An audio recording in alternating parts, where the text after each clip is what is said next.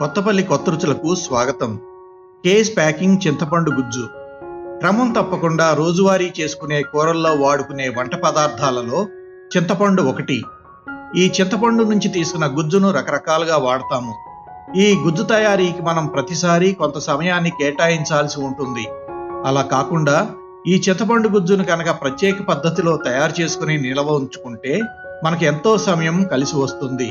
ఈ case packing చింతపండు గుజ్జు తయారీ వీడియోలో చూపిన విధంగా తయారు చేసుకుని ఉంచుకున్న చింతపండు గుజ్జుని ఫ్రిడ్జ్ లో ఉంచుకుంటే తేలికగా 1-2 నెలల పాటు నిలవ ఉంటుంది. డీప్ లో కనుక ఉంచుకుంటే సంవత్సరం పాటైనా నిలవ ఉంటుంది.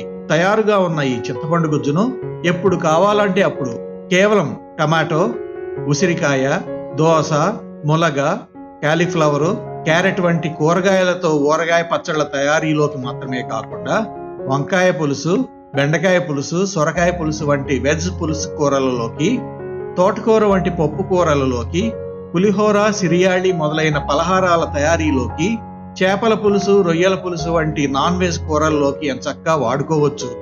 అంతేకాక ఈ గుజ్జును చక్కగా ప్యాక్ చేసి విదేశాలలో ఉన్న మన బంధువులకు కూడా పంపుకోవచ్చు.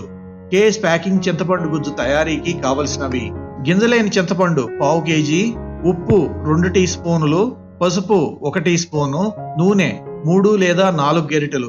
కేస్ ప్యాకింగ్ చింతపండు గుజ్జుని తయారు చేసుకునే విధానం: చింతపండు గుజ్జు తయారీకి ఒక గిన్నె లేదా పాన్లోకి రేకులుగా విడగొట్టుకున్న గింజలు లేని చింతపండును తీసుకోవాలి. ఈ పాన్ను స్టవ్ మీద ఉంచి చింతపండుకు 1-2 గ్లాసులు నీరు కలపాలి. ఈ నీరు కలిపిన చింతపండును సన్నటి సెగ మీద ఒక ఉడుకు వచ్చే వరకు ఉడకనివ్వాలి. తర్వాత స్టవ్ని కట్టివేసి చింతపండుని చల్లారనివ్వాలి. ఇలా ఉడకబెట్టిన చింతపండు నుండి గుజ్జు బాగా వస్తుంది. చల్లారిన తరువాత ఈ చింతపండుని చిన్న చిల్లులున్న జల్లెడి గరిటెలో ఉంచి చేతితో గట్టిగా నొక్కుతూ గుజ్జుని తీయాలి. గుజ్జు తీయగా మిగిలిన చింతపండు తొక్కుని పారవేయకుండా అంట్లు తోముకోవడానికి వాడుకోవచ్చు. చింతపండు గుజ్జును తీయటానికి ప్రత్యేక చేతి పరికరం కూడా ఉంది. దానితో తీస్తే గుజ్జు చక్కగా చాలా త్వరగా కూడా వస్తుంది.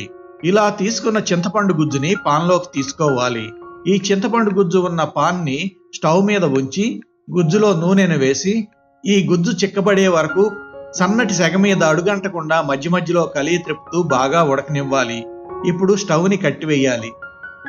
తరువాత ఈ ఉడకబెట్టుకున్న చింతపండు గుజ్జుకు పసుపును, ఉప్పును కలుపుకోవాలి.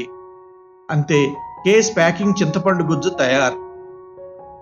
ఈ గుజ్జును తడిలేని సీసాలోకి తీసుకుని నిల్వ ఉంచుకుంటే అవసరమైనప్పుడు వాడుకోవడానికి తయారుగా ఉంటుంది. పైన చెప్పిన విధంగా చింతపండు గుజ్జు తీసుకుంటే ఒక 1/2 కేజీ చింతపండు నుండి 1/2 కేజీ చింతపండు గుజ్జు వస్తుంది.